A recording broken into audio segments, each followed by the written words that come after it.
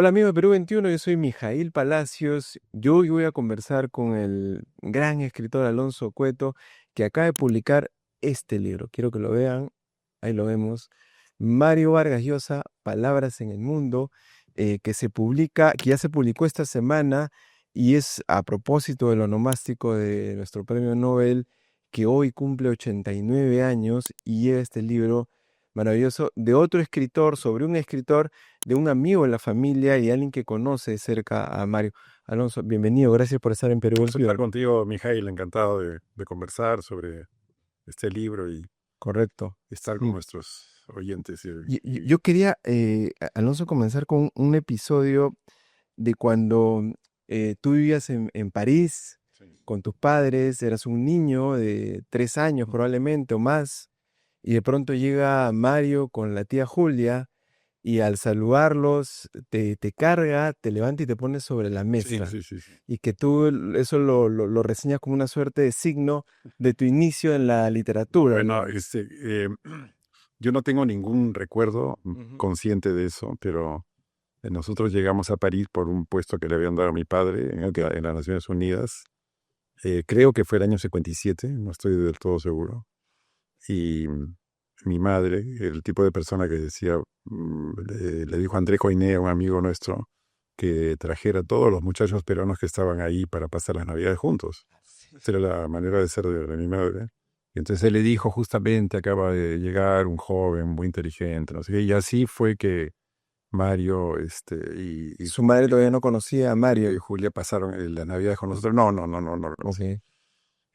Entonces, bueno, él pues le tendría 20 y pocos años, ¿no? 21, 21 Sí, años. claro. Entonces, lo que me cuenta mi mamá, lo que me contaba, ¿no? Es que Mario, bueno, llegó, la conversación fue muy interesante y que en un momento determinado me cargó y me puso encima de una mesa, ¿no? Claro. Entonces es una broma, ¿no? Decir que yo en ese instante decidí ser escritor, ¿no? Pero claro, son cosas que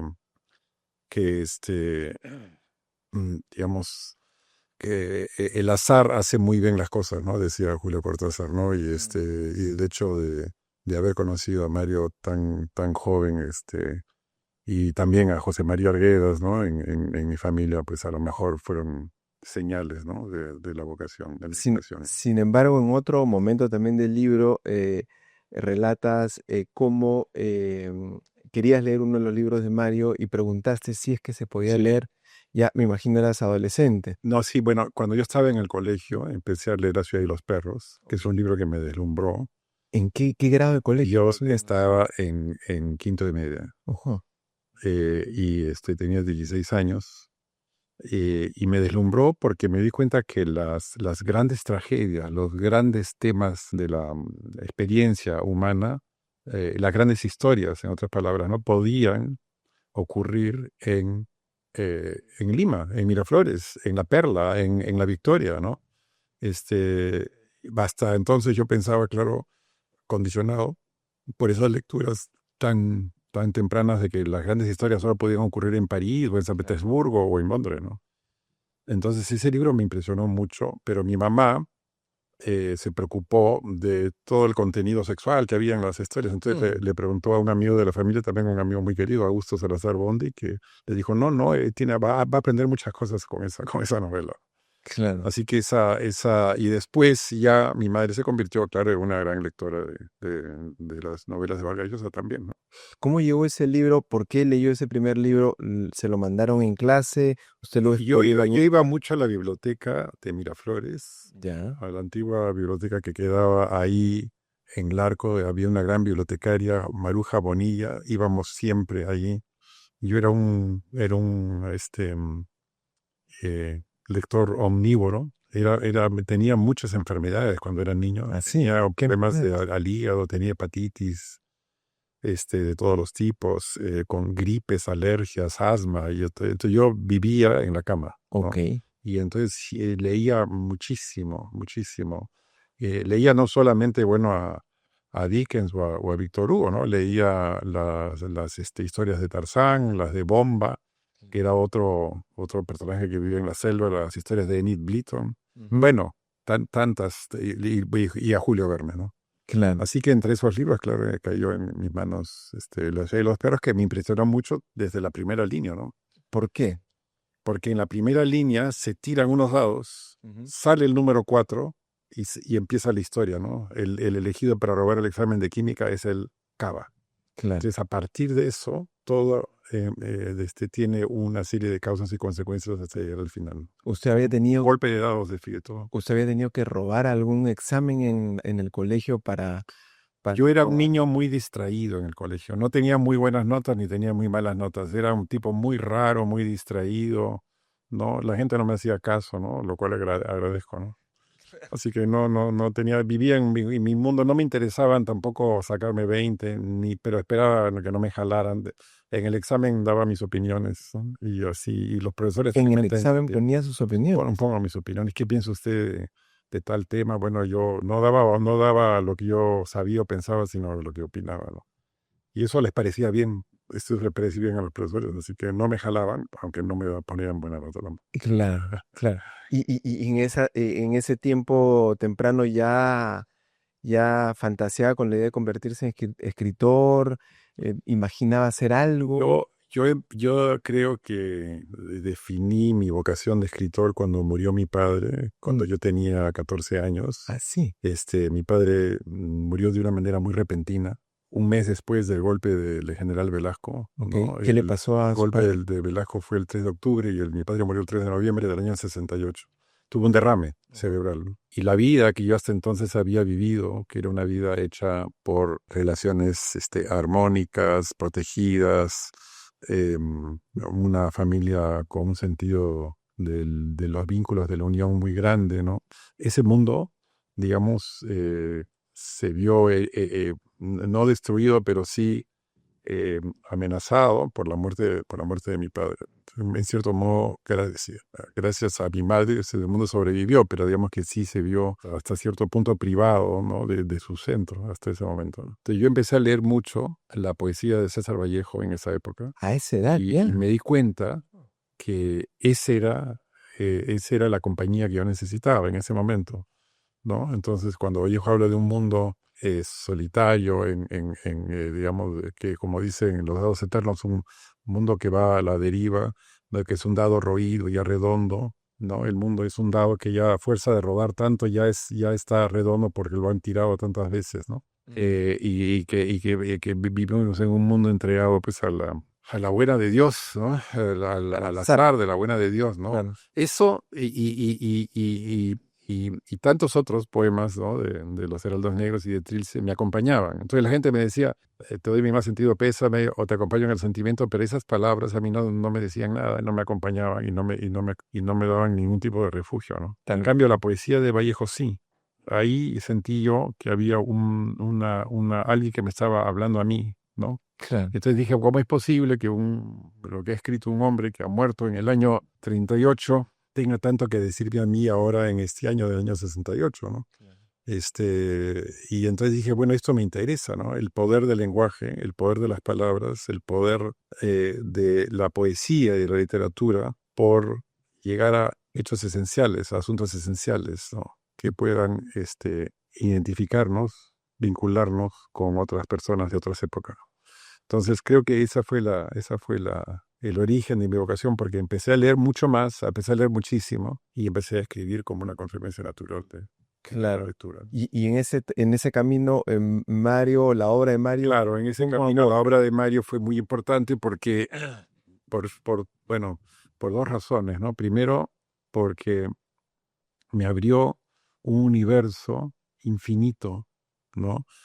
Eso es algo que digo acá en el libro, ¿no? Todos los personajes de todos los tipos, todas las naturalezas, todas las geografías están reunidas, La ¿no? diversidad. En la diversidad que hay en la obra de Mario, sí. En Claro. segundo lugar, todos los lenguajes, ¿no? El lenguaje más sencillo, los lenguajes más complejos, los saltos en el tiempo, los cambios de perspectiva, ¿no?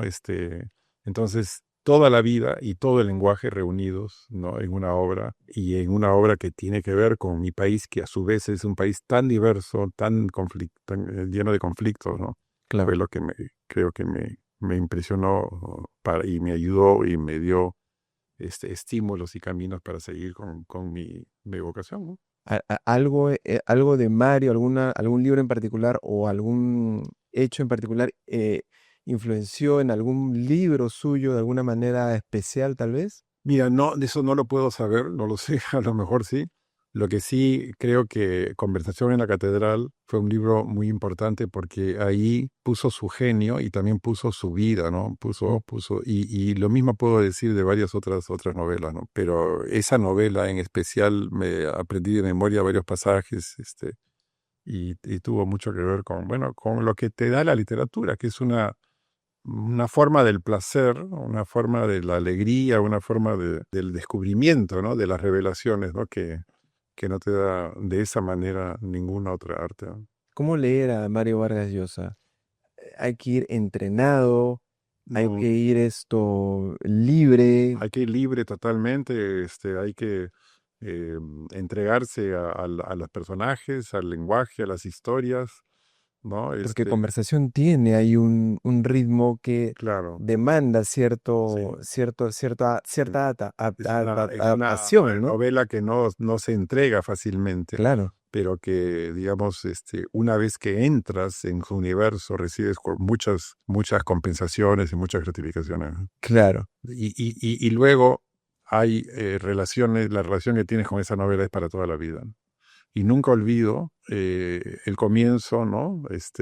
Desde la Puerta de la Crónica, Santiago Mir, Avenida Tacna, Sin Amor, automóviles, edificios desiguales y descoloridos, esqueletos de avisos luminosos flotando en la neblina, el mediodía gris. Me acuerdo que impresionado con todo ese primer capítulo, hasta el final de ese capítulo, ¿no? Mm. La miserable garura de siempre, que ocurre aquí cerca en Miraflores, ¿no? Hasta ese final, ¿no? Cuando Ambrosio le cuenta lo que va a ir haciendo el resto de su vida y le dice, iría de aquí, iría para allá y después, bueno, ya después se moriría, ¿no, niño? Así. Se lo sabe de memoria, Este, Alonso. bueno, mira, cuando tú amas algo, me sé de memoria muchos otros pasajes de otros autores también, ¿no? Correcto. Pero yo aconsejo siempre saberse de memoria algunas cosas para los momentos difíciles, ¿no? Y para los momentos no difíciles también, ¿no? Para siempre, ¿no? Claro. Cuando estás en la cuando estás en una sala de operaciones a punto de que te pongan la anestesia, o cuando estás en una sala de cuidados intensivos, como me ocurrió a mí más de una vez, o cuando estás en la cola de un banco, bueno, estas frases te acompañan, estos personajes te acompañan, ¿En ¿no? una sala de cuidados intensivos pensó en alguna de esas frases? Yo estuve durante una semana en una sala de cuidados intensivos para unos problemas de una operación, Ok. y lo que más me ayudó, ¿no? Yo me acuerdo haber visto un reloj que decía 3, nunca supe 3 de la mañana o 3 de la tarde. Ujú. Tenía las manos atadas a la camilla porque no querían que me sacara una escafandra que me cubriera la cara. Ujú. No podía hablar, no tenía voz. Y entonces lo único que me acompañó ahí fueron los versos que yo me sabía de memoria, ¿no? Versos de Garcilaso, de Quevedo, de Góngora, frases de algunas novelas que yo, bueno, tenía en la mente, como esta que te comento, trozos de canciones, trozos de sinfonías, y todas las que me ensayé de memoria, me las recité y me las canté. ¿En ese momento? Claro, en ese momento, bueno, fueron días, ¿no? De que yo estaba en la sala de cuidados Pero intensivos. usted estaba, bueno, Estaba consciente, pero no consciente, podía hablar, no no podía, podía moverme, tenía las manos amarradas. y los pensaba, Sí, y y entonces dije todas las que sabía. Y después dije, bueno, ahora voy a recitarlas todas de nuevo. Y recité todas las que sabía de nuevo. Y dije, bueno, ¿y ahora qué hago? Ya se me acabaron. Y en ese momento llegaron a mí, como por arte de magia, nuevas frases y melodías que ya había olvidado, cosas que me cantaba mi madre, las historias del Conde Olinos, de la Edad Media, y con eso ya pude vivir. Entonces era como una reacción del sistema inmunológico del alma que te ayuda, que te manda, que te envía frases que te pueden servir como un escudo contra, pero ¿y qué sensación experimentaba recordar estas frases? Es decir, de alivio, de compañía, de que hay gente que ha escrito esto para que la conozcamos, de que no estamos solos, ¿no? Yo creo que la literatura lo que hace es hacerte sentir que no estás nunca solo, ¿no? Claro, claro. Un aspecto que es importante, que resalta y que particularmente siempre busco que me gusta cuando se pone sobre la mesa estos temas, ¿no? La importancia de un escritor no se encuentra en sus historias, sino en la forma en que las cuenta. Mario es un experto en esto, como varios otros escritores. ¿Por qué es importante eso? O sea, lo digo pensando en el lector. El lector a veces se maravilla con las historias y la forma en que éstas van transcurriendo, pero siento que a veces los lectores no disfrutan el placer de cómo lo está Sí, contando. Eso que a veces es invisible, pero que quienes lo detectan encuentran otro placer.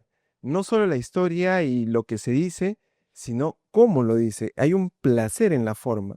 ¿Por qué es importante que los lectores, cualquier lector común y corriente, descubra ese placer esto, Alonso? sí. Muy bien, muy interesante lo que dices ahí, Mijail. La literatura es una cuestión de forma, es Mm. una cuestión de lenguaje. Uno puede contar la historia más interesante del mundo, pero si no tienes una música, una estructura, una técnica, la historia no va a surgir. La forma es lo que hace que la historia aparezca realmente y brille, ¿no? Y sea diferente, Entonces digamos. sea distinta, porque dos personas diferentes pueden describir de maneras muy distintas el mismo personaje o la misma situación, ¿no? Entonces, en el fondo, la literatura se parece a la música, ¿no? Y la belleza de la literatura depende en parte de la música que tenga, ¿no? Pero es una música con palabras, es una música con significados, es una música con sentido, ¿no? Entonces, esa mezcla de palabras y de melodías es lo que le da a la forma literaria una cierta inmortalidad. Y es lo que hace, bueno, que yo pudiera en esa clínica seguir Claro, recitando porque finalmente los recuerda por por su las formas, ritmo, por por las su ritmo, formas. por supuesto, absolutamente, Claro, claro. exactamente. Ahora, varios de los episodios, o casi todos probablemente, comienzan con un detalle personal de Mario, ¿no? Algún acontecimiento personal, y de ahí ya entra en el análisis de los personajes, de la cuestión literaria. ¿Qué episodios son claves para Mario, para la obra de Mario, para constituir su obra? Por ejemplo, cuando se conoce con su padre en Sí, Piura y o sea, se ven por primera vez, ¿no? Cómo eso construye al escritor y cómo nos ayuda a entender al escritor que hoy tenemos. absolutamente. El episodio del encuentro con su padre en Piura es el decisivo.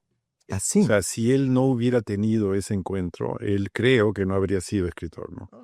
Este, mm, Porque ese episodio marca la escisión que hay entre un mundo armónico, ¿no? También un mundo este, lleno de cariños y compromisos, ¿no? Que es el de la familia Llosa con la realidad, ¿no? La Ujú. realidad viene bajo la forma de su padre y la realidad es un padre autoritario, duro, áspero, ¿no? Que se lo lleva, ¿no? De donde está.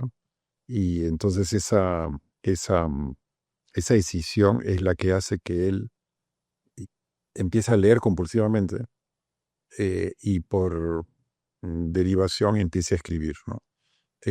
Porque él necesita de la ficción como la única manera de protegerse de la realidad que ha llegado de una manera tan brutal y tan intempestiva, ¿no?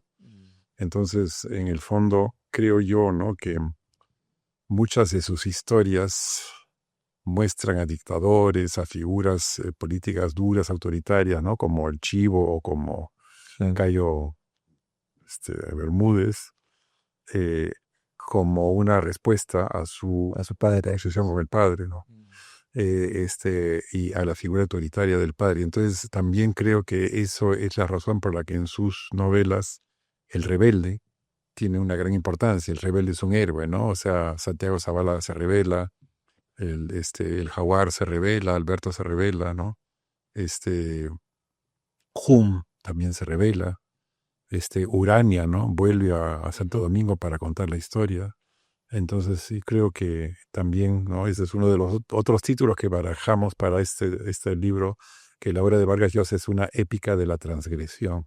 Mm. Es una épica es una oda al que no acepta, ¿no? La situación en la que vive, ¿no? Claro. Y eso creo que incluye en gran parte de toda su novela. Y injustamente se le ha etiquetado con el transcurso del tiempo en un solo lugar. Hay un episodio, un capítulo sobre lo que hablábamos, la diversidad, ¿no? Esto de sus personajes, de sus historias. También el tema este de rebelarse, de cambiar siempre. Y a veces diera la sensación de que tenemos un Mario más bien casi inamovible, ¿no? Nos hemos quedado con el Mario los últimos probablemente 20 años, pero muchas de sus obras datan de más atrás y ahí es donde se ve este Mario diverso, rebelde, ¿no? En fin, nos hemos quedado con un Mario de una manera injusta, quizás con él, somos injustos aún con él. Bueno, mira, yo creo que em, a lo largo de sus novelas, incluyendo la última, Le dedico mi silencio o Te dedico mi silencio, hay algunos temas comunes, Ok. entre otros la búsqueda de la utopía, la búsqueda de un camino hacia una sociedad más justa, ¿no? Que es lo que ocurre en el último libro con la idea de que la música popular va a servir como un espacio de redención y de reencuentro. Y que, por otro lado, ¿no?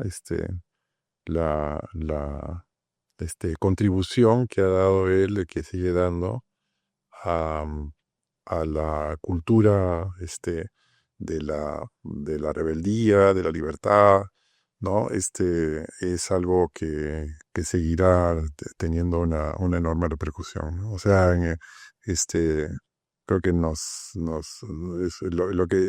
lo que se desprende de sus novelas es que no podemos resignarnos, no podemos aceptar las cosas tal como son, tenemos que levantarnos, tenemos que protestar. Yo estuve con él en una presentación de su novela El sueño del Celta en Londres y los estudiantes le preguntaron, los estudiantes ingleses, ¿no? ¿Qué, qué lección podían sacar de este libro, ¿no? ¿Qué idea, ¿no? Y él le dijo, hay que ser como Roger Casement, hay que rebelarse, no hay que aceptar la injusticia, no hay que aceptar la discriminación, el racismo, la violencia, los abusos, hay que ser como él, ¿no? Les dijo, be like Roger Casement, lo dijo a todos los alumnos. Mm. Y yo creo que eso tiene mucho que ver con lo que un lector puede extraer de esta grande novela. ¿Qué se tendría que decir de Mario de acá a 100 años? Bueno, que fue un escritor que transformó, ¿no? La literatura. Mira, hay tres tipos de escritores, creo yo. Hay los escritores que eh, escriben bien, escriben con corrección, escriben con elegancia y con belleza. Luego hay los escritores que escribiendo bien crean un lenguaje propio, un lenguaje suyo, de nadie más, un lenguaje único, ¿no? Y luego hay un tercer grupo de escritores, que son muy pocos, que no solamente crean un lenguaje propio, sino un universo propio, un universo, digamos, que les pertenece, ¿no? Hay un escritor británico, Martin Amis, que dice que todo escritor te invita a una casa diferente, ¿no? Nabokov tiene una casa, Bukowski tiene otra casa, te invitan a comer, te invitan a unos cuartos, te invitan a unos tragos diferentes en cada caso. Pero lo que yo creo que hay en Vargas Llosa, como hay en Faulkner, es un universo, ¿no? Donde no solamente hay espacios interiores y casas, sino también desiertos, ríos, selvas, Mm. ¿no? Montañas, ¿no? Océanos, ¿no? Y están todas las geografías, están todas las latitudes, ¿no? Reflejados en ello, ¿no? Y eso es lo que creo que va a quedar en todos nosotros, así como unas cuantas frases inolvidables, ¿no? Claro. Por ejemplo, las que te he comentado, o el hombre era tan alto y tan flaco que parecía siempre de perfil, que es el inicio de la Mm. guerra del fin del mundo, y bueno, tantas otras, ¿no? Que van a estar siempre con nosotros, ¿no? Claro, claro. ¿Qué le regalaría a usted por los 89 años de cumpleaños a Mario? ¿Qué se imagina poder regalarle? ¿Qué le regalaría a usted esto a los... Yo le regalaría eh, una, una palabra que la he escuchado muchas veces, pero que no terminaría de, de decirla en su caso, ¿no? Que es gracias por tantas historias, por tantas aventuras, por tantas vidas que hemos vivido gracias a tus libros.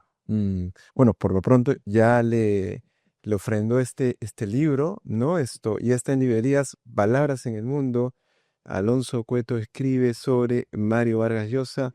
Es un análisis de su literatura, pero también de aspectos personales, desde el conocimiento de Alonso, de ser cercano a la familia y de haber seguido su obra casi toda una vida.